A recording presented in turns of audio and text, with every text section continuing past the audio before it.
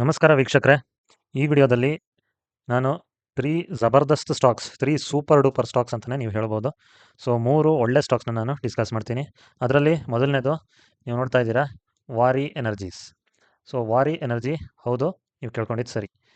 So ವಾರಿ energy share ಬಂದು ಇವಾಗ IPO ಅಲ್ಲಿ ಲಿಸ್ಟ್ ಆಗಿದ್ದು, ಹೆಚ್ಚು ಕಡಿಮೆ ಇನ್ನೂ 1 ತಿಂಗಳು ಆಗಿದೆ ಅಷ್ಟೇ. ಸೊ IPO ಲಿಸ್ಟ್ ಆಗಿ, IPO ಇಂದ ಬೋರ್ಡಲ್ಲಿ ಲಿಸ್ಟ್ ಆಗಿ 1 ತಿಂಗಳಾಗಿದೆ. ಸೊ ಆವಾಗಲೇ ಸ್ಟಾಕು 2500 ರೇಂಜಲ್ಲಿ ಅಥವಾ 400 ರೇಂಜಲ್ಲಿ ಲಿಸ್ಟ್ ಆಗಿತ್ತು. So stock 3114 ರುಪೀಸಲ್ಲಿದೆ. ಇವತ್ತು 6.75% ಜಂಪನ್ನು ನೀವು ನೋಡ್ತಾ ಇದ್ದೀರಾ. ಎಷ್ಟು? 6.75%. ಸೊ ಏನಕ್ಕೆ ಇವತ್ತು ಇಷ್ಟು ಒಂದು ದೊಡ್ಡ ಜಂಪ್ ಸಿಕ್ತು ಅಥವಾ ದೊಡ್ಡ ಒಂದು ಹ್ಯೂಜ್ ಬೈಯಿಂಗ್ ಆಯಿತು ಅಂದರೆ ನೋಡಿ, company also discussed manufacturing of electrolyser for green hydrogen. So green ಹೈಡ್ರೋಜನ್ಗೆ ಬೇಕಾದಂಥ ಸಲಕರಣೆಗಳನ್ನು ಮ್ಯಾನುಫ್ಯಾಕ್ಚರಿಂಗ್ ಮಾಡುವಂಥದ್ದನ್ನು ಡಿಸ್ಕಸ್ ಆಗಿದೆ ಇವತ್ತಿನ ಒಂದು ಮೀಟಿಂಗಲ್ಲಿ. ಮತ್ತು lithium ion chemistry storage cell. So ನಿಮಗೆ ಗೊತ್ತಿದೆ, ಸೆಂಟ್ರಲ್ ಗೌರ್ಮೆಂಟ್ ಕಡೆಯಿಂದ ಎಲೆಕ್ಟ್ರಿಕ್ ವೆಹಿಕಲ್ಸ್ಗೆ ಎಷ್ಟು ದೊಡ್ಡ ಪುಷ್ ಇದೆ. ಎಲೆಕ್ಟ್ರಿಕ್ ವೆಹಿಕಲ್ಸ್ಗೆ ಮೇಯ್ನ್ ಬೇಕಾಗಿರೋದು ಲಿಥಿಯಂ ಅಯಾನ್ ಬ್ಯಾಟ್ರೀಸ್, ಅದಕ್ಕೆ ಮೇಯ್ನ್ ಬೇಕಾಗಿರೋದು ಕೆಮಿಕಲ್ಸ್. ಸೊ ಆ ಕೆಮಿಕಲ್ ಸ್ಟೋರೇಜ್ ಸೆಲ್ನ ಇವರು ಮಾಡ್ತಾ ಇದ್ದಾರೆ. ಮತ್ತು ಎನರ್ಜಿ ಸ್ಟೋರೇಜ್ ಸಿಸ್ಟಮ್ ಪ್ಲ್ಯಾಂಟ್ ಕೂಡ ಮ್ಯಾನುಫ್ಯಾಕ್ಚರ್ ಆಗ್ತಾ ಇದೆ. ಸೊ ಇದು ಇವತ್ತು ಇವಾಗ ಬಂದಿರೋ ನ್ಯೂಸ್, 8:00 ಬಂದಿರೋ ನ್ಯೂಸು. ನೋಡೋಣ, ಇದರಿಂದ ನಾಳೆ ಮತ್ತೆ ಸ್ಟಾಕಲ್ಲಿ ಒಂದು ಹ್ಯೂಜ್ ಬೈಯಿಂಗ್ ಮೊಮೆಂಟಮ್ ಆಗ್ಬೋದು. ಸೊ ಮತ್ತೆ ಇನ್ನೇನು ಹೇಳಿದ್ದಾರೆ, 6 ಬಿಲಿಯನ್ ರುಪೀಸ್ನ ಇನ್ವೆಸ್ಟ್ ಮಾಡ್ತಾ ಇದ್ದಾರೆ ರಿನ್ಯೂಯಬಲ್ ಪವರ್ ಪ್ರಾಜೆಕ್ಟ್ಸ್ನ ಮಾಡಲಿಕ್ಕೆ. ಓಕೆ, ಸೊ ವಾರಿ ಎನರ್ಜೀಸ್ ರಿಸಲ್ಟ್ ಕೂಡ ಇವಾಗ ಬಂದಿದೆ. ಎಬಿಟಾ ನೋಡಿ 5.25, 5.17 ಇಯರ್ ಆನ್ ಇಯರು.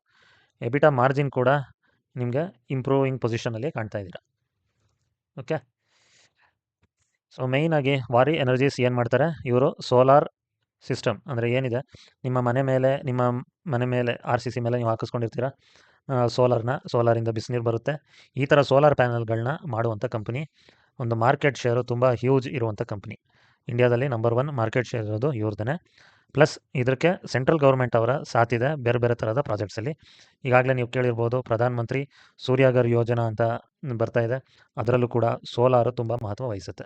ಸೊ ಅದೆಲ್ಲವೂ ಕೂಡ ಒಂದಲ್ಲ ಒಂದು ರೀತಿಯಲ್ಲಿ ಇಂಥ ಕಂಪ್ನಿಗಳಿಗೆ ಸಹಾಯ ಆಗುತ್ತೆ. ಸೊ ಹೀಗಾಗಿ ಸ್ಟಾಕ್ ಪ್ರೈಸಲ್ಲಿ ತುಂಬ ಜಂಪನ್ನು ನೀವು ನೋಡ್ತೀರಾ ಆಗಾಗ ಒಂದು ನ್ಯೂಸ್ ಬೇಸ್ಡಲ್ಲಿ. ಸೊ ವಾರಿ ಎನರ್ಜೀಸ್ನ ಒಂದು ಡೇ ಚಾರ್ಟ್ ಅಂದರೆ ಡೈಲಿ ಚಾರ್ಟ್ನ ನಾನು ತಗೊಂಡಿದ್ದೀನಿ. ಡೈಲಿ ಚಾರ್ಟ್ನ ತಗೊಂಡಿದ್ದೀನಿ. ಸೊ ಡೈಲಿ ಚಾರ್ಟಲ್ಲಿ ನೀವು ನೋಡ್ಬೋದು, ಸ್ಟಾಕ್ ನಿಮಗೆ ಹೆಚ್ಚು ಕಡಿಮೆ 2600 ರುಪೀಸ್ಗೆ ಓಪನ್ ಆಯಿತು. ಅದಾದಮೇಲೆ ಕ್ಲೋಸಿಂಗ್ 2500 ರುಪೀಸಲ್ಲಿ ಆಯಿತು. ಆಮೇಲೆ ಪ್ರಾಫಿಟ್ ಬುಕ್ಕಿಂಗ್ ಆಯಿತು. ಸೊ ಬಾಟಮಿಂದ ಒಂದು ಬೈಯಿಂಗ್ ಶುರುವಾಗುತ್ತೆ. So first breakout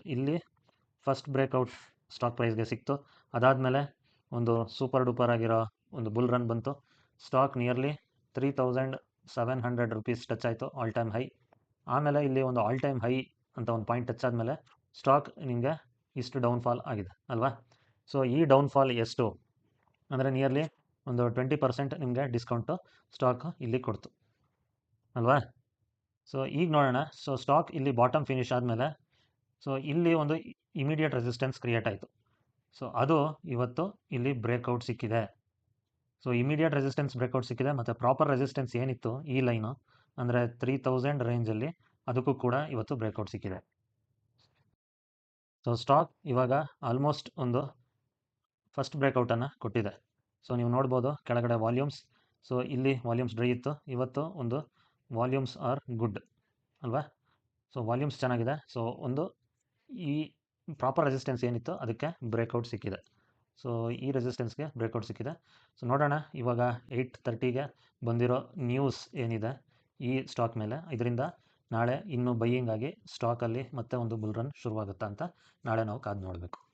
okay, so ಇದು ಟೆಕ್ನಿಕಲ್ಸ್ ವಾರಿ ಎನರ್ಜೀಸ್ದು. ಸೊ ಮುಂದಿನ ಸ್ಟಾಕ್ ಹೋಗೋಣ ಬನ್ನಿ. ಸೊ ಮುತ್ತೂಟ್ ಫೈನಾನ್ಸ್ ಮುಂದಿನ ಸ್ಟಾಕ್ ಏನಿದೆ, ಮುತ್ತೂಟ್ ಫೈನಾನ್ಸ್ ನೋಡಿ ಇವತ್ತು 6% ಜಂಪನ್ನು ಕೊಟ್ಟಿದೆ. ಸೊ ತುಂಬ ಸೂಪರಾಗಿ ಜಂಪನ್ನು ಕೊಟ್ಟಿರೋ ಸ್ಟಾಕ್. ಇವತ್ತು ನಿಯರ್ಲಿ 110 ರುಪೀಸ್ ಸ್ಟಾಕ್ ಜಂಪ್ ಆಗಿದೆ. ಸ್ಟಾಕ್ ಪ್ರೈಸ್ ಬಂದು 1885. ಸೊ ನ್ಯೂಸ್ ಯಾವುದೇ ಥರದ ನ್ಯೂಸ್ ಇಲ್ಲ. 14th ನವಂಬರ್ ಬಂದಿರೋ ನ್ಯೂಸ್ ಏನು ಅಂದರೆ equity infusion of 5 billion rupees. So ಈಕ್ವಿಟಿನ ಇನ್ಫ್ಯೂಷನ್ ಅಂದರೆ ಬೈ ಮಾಡಲಾಗುತ್ತೆ ಸ್ಟಾಕ್ಸ್ನ. ಪ್ರಮೋಟರೇ 5 ಬಿಲಿಯನ್ ರುಪೀಸ್ ಸ್ಟಾಕ್ಸ್ನ ಬೈ ಮಾಡಲಾಗುತ್ತೆ. ಇದು 14th ನ್ಯೂಸ್, 14 ನವಂಬರ್ ಬಂದಿರೋದು. 14th ನವಂಬರ್ ಕೂಡ ಇವ್ರದ್ದು ನೆಟ್ ಸ್ಟೇಜ್ 3 ಲೋನ್ ಅಸೆಟ್ ಏನಿದೆ ಅಂದರೆ AUM ಅಂತ ನೀವು ಹೇಳ್ಬೋದು. AUM ಅಂದರೆ ಏನು, ಅಸೆಟ್ ಅಂಡರ್ ಮ್ಯಾನೇಜ್ಮೆಂಟ್. ಸೊ ಇದು ಸೂಪರ್ ಡೂಪರ್ ಆಗಿ ಬೆಳೆದಿದೆ. ಪ್ಲಸ್ Q2 ರಿಸಲ್ಟ್ಸು ತುಂಬ ಚೆನ್ನಾಗಿ ಬಂದಿದೆ. ಹಾಗಾಗಿ ಸ್ಟಾಕ್ ಪ್ರೈಸ್ ಅಲ್ಲಿ ಬೈಯಿಂಗ್ ಮೊಮೆಂಟಮ್ ಚೆನ್ನಾಗಿ ಆಗ್ತಾ ಇದೆ. ಸೊ ಒಂದು ಟೆಕ್ನಿಕಲ್ಸ್ನ ನಾವು ನೋಡೋಣ ಬನ್ನಿ.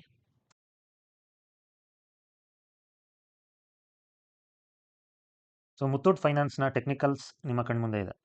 ಸೊ ಟೆಕ್ನಿಕಲ್ಸಲ್ಲಿ ನಾನಿಲ್ಲಿ ವೀಕ್ಲಿ ಚಾರ್ಟ್ನ ತೊಗೊಂಡಿದ್ದೀನಿ. ಸೊ ವೀಕ್ಲಿ ಚಾರ್ಟಲ್ಲಿ ನೀವು ನೋಡ್ಬೋದು ಸ್ಟಾಕ್ ಪ್ರೈಸ್ ಇಲ್ಲಿ ಒಂದು ಬೈಯಿಂಗ್ ಮೊಮೆಂಟಮ್ ಇತ್ತು. ಅದಾದಮೇಲೆ ಸ್ಟಾಕ್ ಆಲ್ ಟೈಮ್ ಹೈಯಿಂದ ನಿಯರ್ಲಿ ಕ್ರ್ಯಾಶ್ ಆಯಿತು. ಇಲ್ಲಿ ಏನಕ್ಕೆ ಕ್ರ್ಯಾಶ್ ಆಯಿತು ಅಂದರೆ RBI ಅಂದರೆ ರಿಸರ್ವ್ ಬ್ಯಾಂಕ್ ಆಫ್ ಇಂಡಿಯಾ ಕಡೆಯಿಂದ ಇದಕ್ಕೆ ಸಪೋರ್ಟ್ ಸಿಗಲಿಲ್ಲ. ಸೊ NBFCs ಮತ್ತು ಗೋಲ್ಡ್ಗೆ ಬಗ್ಗೆ ಏನು ಲೋನ್ಸ್ ಕೊಡ್ತಾರೆ ಇದರಲ್ಲಿ ಸ್ವಲ್ಪ ರೆಸ್ಟ್ರಿಕ್ಷನ್ಸ್ RBI ಕಡೆಯಿಂದ NBFCಗಳಿಗೆ ಬಂತು. ಹಾಗಾಗಿ ಸ್ಟಾಕ್ ಕ್ರ್ಯಾಶ್ ಆಯಿತು. ಸೊ ಸ್ಟಾಕ್ ಕ್ರ್ಯಾಶ್ ಆಗಿ ಇಲ್ಲಿ ಬಾಟಮ್ ಆಯಿತು. So 1 bottom, 2nd bottom, 3rd bottom. So 3 bottom ಅಂದರೆ ಒಂದು ಪ್ರಾಪರ್ ಕನ್ಸಾಲಿಡೇಷನ್ ಆಯ್ತು ಇಲ್ಲಿ. ಸೊ ಪ್ರಾಪರ್ ಕನ್ಸಾಲಿಡೇಷನ್ ಅನ್ನೋದು ಈ ಫೇಸಲ್ಲಿ ಆಯಿತು. ಅದಾದಮೇಲೆ ಸ್ಟಾಕ್ ಇಲ್ಲಿ ಬ್ರೇಕ್ಔಟ್ ಕೊಡ್ತು. ಬ್ರೇಕ್ಔಟ್ ಆದಮೇಲೆ ಸೂಪರ್ ಡೂಪರ್ ಆಗಿರೋ ಒಂದು ಬುಲ್ ರನ್ನನ್ನು ಈ ಸ್ಟಾಕಲ್ಲಿ ನೀವು ನೋಡ್ತಾ ಇದ್ದೀರಾ ಅಲ್ವಾ. ಸೊ ಏನು ಆಲ್ ಟೈಮ್ ಹೈ ಅಂದರೆ ನೋಡಿ ಇಲ್ಲಿ ಈ ರೇಂಜ್ ಇಲ್ಲಿಗೆ ಒಂದು ಸ್ವಿಂಗ್ ಪ್ಯಾಟ್ರನ್ ಆಗುತ್ತೆ. ಸೊ ಸ್ವಿಂಗ್ ಪ್ಯಾಟ್ರನ್ ಟ್ರೇಡರ್ಸ್ ಏನು ಮಾಡ್ತಾರೆ, ಸ್ವಿಂಗ್ ಪ್ಯಾಟ್ರನ್ ಬಗ್ಗೆ ತುಂಬ ಗಮನ ವಹಿಸ್ತಾ ಇರ್ತಾರೆ. ಸೊ ಇಂಥ ಸ್ಟಾಕ್ಗಳನ್ನ ಪಿಕ್ ಮಾಡಿಕೊಂಡು ಕರೆಕ್ಟಾಗಿ ಇಲ್ಲಿ ಆರ್ಡರ್ನ ಪ್ಲೇಸ್ ಮಾಡಿರ್ತಾರೆ. ಸೊ ಆರ್ಡರ್ನ ಪ್ಲೇಸ್ ಮಾಡಿದಾಗ ಒಂದು ಹ್ಯೂಜ್ ಬೈಯಿಂಗ್ ಮೊಮೆಂಟಮ್ ಬಂದಾಗ ಅದನ್ನು ಬ್ರೇಕ್ಔಟ್ ಆಗುತ್ತೆ. ಬ್ರೇಕ್ಔಟ್ ಆದಮೇಲೆ ನಿಮಗೆ ಇಲ್ಲಿಂದ ಸೂಪರ್ ಡೂಪರ್ ಆಗಿರೋ ಒಂದು ಬುಲ್ ರನ್ನನ್ನು ನೋಡ್ತಾ ಇದ್ದೀರಾ. ಸೊ ಸ್ಟಾಕ್ ಈಗ ಪ್ರಾಪರಾಗಿ ನಾವು ನೋಡಿದ್ರೆ ಈಗ ಒಂದು ಚಾನಲ್ಲು, ಸೊ ಈ ಚಾನಲಲ್ಲಿ ಸ್ಟಾಕು ಹೋಗ್ತಾ ಇದೆ ಅಲ್ವಾ. ಸೊ ಸ್ಟಾಕ್ ಈಗ ಮೇಲ್ಗಡೆಯಿಂದ ನಿಯರ್ಲಿ 10% ನಿಮಗೆ ಡಿಸ್ಕೌಂಟಲ್ಲಿ ಅವೈಲೇಬಲ್ ಇರ್ಬೋದು. 2100 ಓಕೆ 10 to 13-14% ಸ್ಟಾಕ್ ನಿಮಗೆ ಡಿಸ್ಕೌಂಟಲ್ಲಿ ಇದೆ. ಸೊ ನೋಡೋಣ ಇಲ್ಲಿಂದ ಒಂದು ಬೈಯಿಂಗ್ ಮೊಮೆಂಟಮ್ ಇದೆಯಾ ಏನೋ ಅಂತ ಮುಂದಿನ ದಿನಗಳಲ್ಲಿ ಗೊತ್ತಾಗುತ್ತೆ. ಸೊ ಇವಾಗ ಬ್ರೇಕ್ಔಟ್ ಕೊಟ್ಟು ಮುನ್ನುಗ್ತಾ ಇರೋ ಸ್ಟಾಕ್ ಖಂಡಿತ ಇದರಲ್ಲಿ ಇನ್ವೆಸ್ಟನ್ನು ಮಾಡಬಹುದು. ಸೊ ನೆಕ್ಸ್ಟ್ ಸ್ಟಾಕ್ ಬಂದು E2E ಅನ್ನೋ ಸ್ಟಾಕ್ನ ನೀವು ನಾನು ಡಿಸ್ಕಸ್ ಮಾಡಿಲ್ಲ, ಇದು ಫಸ್ಟ್ ಡಿಸ್ಕಸ್ ಮಾಡ್ತಾ ಇರೋದು. ಯಾಕಂದರೆ ತುಂಬ ಫೋಕಸಲ್ಲಿ ಇರುವಂಥ ಸ್ಟಾಕ್. ಸೊ ಏನಕ್ಕೆ ಫೋಕಸಲ್ಲಿದೆ ಅನ್ನೋದು ನಾವು ಮುಂದೆ ನೋಡೋಣ ಬನ್ನಿ.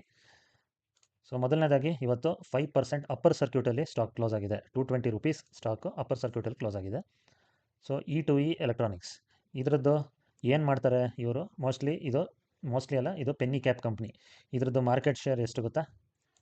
So nearly market share 7000 crore ಇರುವಂಥ ಮಾರ್ಕೆಟ್ ಶೇರ್ ಅಲ್ಲ, market cap. So market cap 7000 crore ಇರುವಂಥ ಕಂಪ್ನಿ. ಇದು ಒಂದು penny company. So penny company ಆದರೆ ರಿಸ್ಕು ಜಾಸ್ತಿ ಇರುತ್ತೆ, ರಿವಾರ್ಡ್ ಕೂಡ ಜಾಸ್ತಿ ಇರುತ್ತೆ. ಸೊ ಇನ್ವೆಸ್ಟ್ ಮಾಡಬೇಕಾದ್ರೆ ತುಂಬ ಹುಷಾರಿಂದ ಇನ್ವೆಸ್ಟ್ ಮಾಡಿ. ಸೊ ಸ್ಟಾಕು ನಿಮಗೆ ಆಗಾಗ ಈ ಥರ ಹೈ ರಿಸ್ಕ್ ತಗೊಂಡವ್ರಿಗೆ ತುಂಬ ಚೆನ್ನಾಗಿ ರಿವಾರ್ಡನ್ನು ಕೊಡುತ್ತೆ. ನೀವು ನೋಡ್ಬೋದು ರಿಸಲ್ಟ್ಸ್ ಅಂತೂ ಚೆನ್ನಾಗಿ ಬಂದಿದೆ. 216 ಮಿಲಿಯನ್ ಇದ್ದಿದ್ದು 475 ಮಿಲಿಯನ್ ಆಗಿದೆ. ಸೊ ನೋಡೋಣ ಸ್ಟಾಕ್ ಮುಂದೆ ಯಾವ ಥರ ಪರ್ಫಾರ್ಮ್ ಮಾಡುತ್ತೆ ಅಂತ. ಸೊ E2E ನೆಟ್ವರ್ಕ್ಸ್ ಮೊದಲಿಗೆ ಏನು ಮಾಡ್ತಾರೆ ಅಂತ ತಿಳ್ಕೊಳ್ಳೋಣ. ಇದು NSE listed AI focused hyper scale cloud platform. So hyper scale cloud platform AI focused company ಆಗಿದೆ. ಸೊ ಮೇಯ್ನಾಗಿ ಕ್ಲೌಡ್ ಬೇಸ್ಡ್ ಕಂಪ್ನಿ. ಸೊ ಇಂಡಿಯಾದಲ್ಲಿ ನೀವು ತುಂಬ ಕಮ್ಮಿ ಕಂಪ್ನಿಗಳನ್ನ ಕಾಣ್ತೀರಾ ಆರ್ಟಿಫಿಷಿಯಲ್ ಇಂಟೆಲಿಜೆನ್ಸ್ ಮೇಲೆ ಕೆಲಸ ಮಾಡೋ ಕಂಪ್ನಿಗಳನ್ನ, ತುಂಬ ಕಮ್ಮಿ ಕಂಪ್ನಿಗಳು. ಎಕ್ಸಾಂಪಲ್ ನೆಟ್ವೆಬ್ ಇದೆ. ಸೊ ನೆಟ್ವೆಬ್ ಕೂಡ AI ಮೇಲೆ ಕೆಲಸ ಮಾಡುವಂಥ ಕಂಪ್ನಿ. ಓಕೆ, ಸೊ ಇದು ಕೂಡ ಅದೇ ಮಾದರಿಯಲ್ಲಿ ಕೆಲಸ ಮಾಡುವಂಥ ಕಂಪ್ನಿ. ಸೊ ಇದರದ್ದು ನೋಡಿ E2E ಕಂಪ್ನಿದು ಮಾರ್ಕೆಟ್ ಕ್ಯಾಪ್ 7815 crores. ಸೊ ಇದು ಪೆನ್ನಿ ಕಂಪ್ನಿ ಆಗಿದೆ. ಕರೆಂಟ್ ಮಾರ್ಕೆಟ್ ಪ್ರೈಸ್ 4628 ರೂಪೀಸಲ್ಲಿ ಇದೆ. ಸ್ಟಾಕ್ PE ಬಂದು 249 ಇದೆ.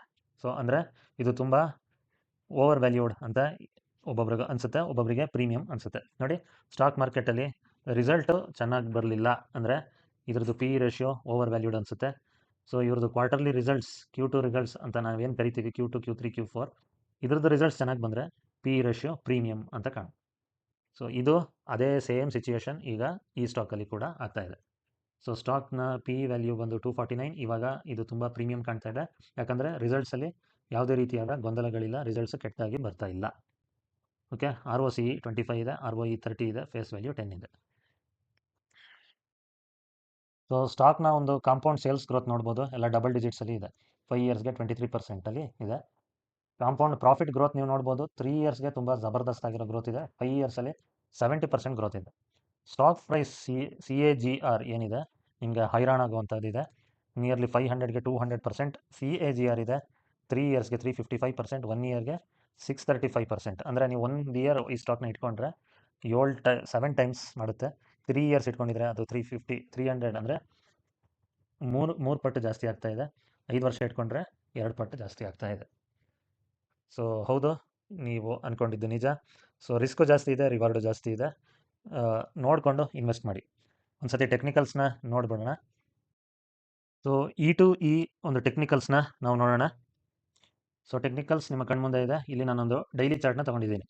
ಸೊ ಡೈಲಿ ಚಾರ್ಟ್ ತೊಗೊಂಡಾಗ ನಿಮಗೆ ನೋಡಿ, ಇದು ಯಾವಾಗ, ಸೊ ಜುಲೈ ಆಗಸ್ಟಲ್ಲಿ ಸ್ಟಾಕ್ ಒಂದು ಕನ್ಸಾಲಿಡೇಷನ್ ಫೇಸಲ್ಲಿತ್ತು. ನಿಯರ್ಲಿ 1600 ರುಪೀಸಲ್ಲಿ ಸ್ಟಾಕ್ ಕನ್ಸಾಲಿಡೇಷನ್ ಫೇಸಲ್ಲಿತ್ತು. ಅದಾದಮೇಲೆ ಈ ಒಂದು ಬ್ರೇಕೌಟ್ ಇಲ್ಲಿ ಸಿಕ್ತು. ಬ್ರೇಕೌಟ್ ಸಿಕ್ಕಾದ್ಮೇಲೆ ಸ್ಟಾಕ್ ಮತ್ತೆ ಇಲ್ಲಿ ನಾನು ಕ್ಯಾಲ್ಕುಲೇಟ್ ಮಾಡ್ತೀನಿ ಎಷ್ಟೆಷ್ಟು ಅಂತ. ಸೊ ನೋಡಿ, ಈಗ ನಾವು ಮೆಜರ್ ಮಾಡೋಣ. ಸೊ ಮೆಜರ್ ಮಾಡಿದಾಗ ಸ್ಟಾಕ್ ನಮಗೆ ಎಷ್ಟೆಷ್ಟು ಪರ್ಸೆಂಟ್ ಬಿದ್ದಿದೆ ಅಂತ ಗೊತ್ತಾಗುತ್ತೆ. ಸೊ ನೋಡಿ, ಇಲ್ಲಿ 15.2% ಸ್ಟಾಕ್ ಇಲ್ಲಿ ಬಿದ್ದಿದೆ. ಇದಾದಮೇಲೆ ನಮಗೆ ಮತ್ತೆ ಸ್ಟಾಕ್ ಇಲ್ಲಿ ಬಿದ್ದಿದೆ. ಎಷ್ಟು ಪರ್ಸೆಂಟ್ ಬಿದ್ದಿದೆ? ನಿಯರ್ಲಿ 22% ಸ್ಟಾಕ್ ಬಿದ್ದಿದೆ. ಇದಾದಮೇಲೆ ಮತ್ತೆ ಸ್ಟಾಕ್ ಇಲ್ಲಿ ಬಿದ್ದಿದೆ. ಎಷ್ಟು ಪರ್ಸೆಂಟ್ ಬಿದ್ದಿದೆ? 20% ಸ್ಟಾಕ್ ಬಿದ್ದಿದೆ. ಇವಾಗ ಸ್ಟಾಕು ನಮಗೆ ಇಲ್ಲಿಂದ ಇಲ್ಲಿಗೆ ಬಿದ್ದಿದೆ. ಎಷ್ಟು ಬಂದಿದೆ? ನಿಯರ್ಲಿ 25%, ಅಂದರೆ 24% ಸ್ಟಾಕು ಮೇಲ್ಗಡೆಯಿಂದ ಕ್ರ್ಯಾಶ್ ಆಗಿದೆ. ಹೌದು, ನಿಮಗೆ ಆಗಾಗ ನಿಯರ್ಲಿ 20% ಡಿಸ್ಕೌಂಟು ಸ್ಟಾಕು ಲಭ್ಯ ಇರುತ್ತೆ. ಸೊ ಈ ಒಂದು ಇದನ್ನು ನೀವು ಎನ್ಕ್ಯಾಶ್ ಮಾಡ್ಕೊಳ್ಳೋರು ಯಾರಾದರೂ ಇದ್ದರೆ ಖಂಡಿತ ಎನ್ಕ್ಯಾಶ್ ಮಾಡ್ಕೋಬೋದು. ಸೊ ಈ ಟೆಕ್ನಿಕಲ್ಸ್ ಹೇಳೋದು ಇಷ್ಟೇ. ಏನಪ್ಪ ಅಂತ ನಾವು ನೋಡಿದ್ರೆ, ಸೊ ಸ್ಟಾಕ್ ಪ್ರೈಸು, ಸೊ ಇಲ್ಲಿ ನಿಮಗೆ 15% ಡಿಸ್ಕೌಂಟ್, ಇಲ್ಲಿ 22% ಡಿಸ್ಕೌಂಟ್, ಇಲ್ಲಿ ಮತ್ತು 20% ಡಿಸ್ಕೌಂಟ್, ಈಗ 24% ಡಿಸ್ಕೌಂಟ್. ಸೊ ಆ್ಯಾವ್ರೇಜ್ ಆಗಿ ನೀವು ನೋಡಿದ್ರೆ 22ಇಂದ 24% ಡಿಸ್ಕೌಂಟಲ್ಲಿ ಕೊಡುತ್ತೆ, ಇದೊಂದನ್ನು ಹೊರತುಪಡಿಸಿ ಅಲ್ವಾ. ಸೊ ನಿಮಗೆ ಆಗಾಗ 20% ಡಿಸ್ಕೌಂಟ್ ಕೊಡ್ತಾ ಇರುತ್ತೆ. ಮತ್ತು ಇದರಲ್ಲಿ ಬುಲ್ ರನ್ ಬಂದರೆ, ಅಂದರೆ ಬಿಗ್ ಜಂಪ್ಗಳೇನಾದ್ರು ಬಂದರೆ ನಿಯರ್ಲಿ 200 ರುಪೀಸ್ ಅಷ್ಟು ಜಂಪನ್ನು ಕೊಡ್ತಾ ಇರುತ್ತೆ. ಸೊ ಅದೇ ಇವತ್ತು ಕೂಡ ಆಗಿದೆ.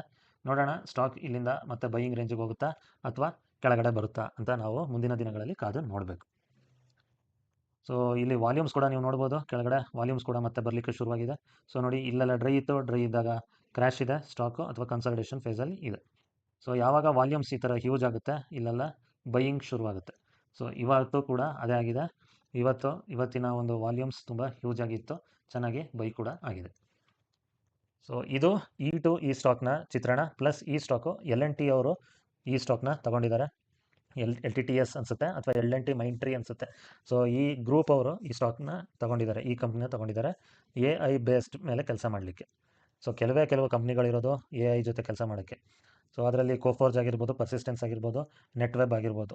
ಸೊ ಈ ಮತ್ತು ನೆಟ್ವೆಬ್ ಸ್ವಲ್ಪ ಮುಖಾಮುಖಿಯನ್ನು ನೋಡುತ್ತೆ, ಯಾಕಂದರೆ ಎರಡು ಕೂಡ ಸೇಮ್ ಪ್ಲ್ಯಾಟ್ಫಾರ್ಮ್ ಮೇಲೆ ಕೆಲಸ ಮಾಡುವಂಥದ್ದು ಕಂಪನಿಗಳು.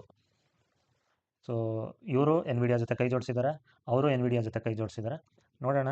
So profits and it will be more interesting in the near future. So ಇಲ್ಲಿಗೆ 3 ಸ್ಟಾಕ್ಗಳನ್ನ ನಾನು ಡಿಸ್ಕಸ್ ಮಾಡಿದ್ದೀನಿ, ಸೂಪರ್ ಡೂಪರ್ ಆಗಿರುವಂಥ ಸ್ಟಾಕ್ಸ್. ಖಂಡಿತ ಈ ವಿಡಿಯೋನ ಫುಲ್ ನೋಡಿ ಅಂತ ಹೇಳ್ತಾ ಲೈಕ್ ಮಾಡಿ, ಶೇರ್ ಮಾಡಿ. ಸೊ ಇಲ್ಲಿಗೆ ಇವತ್ತಿನ ವಿಡಿಯೋಸ್ ಮುಗಿಸ್ತೀನಿ. Thank you, bye bye.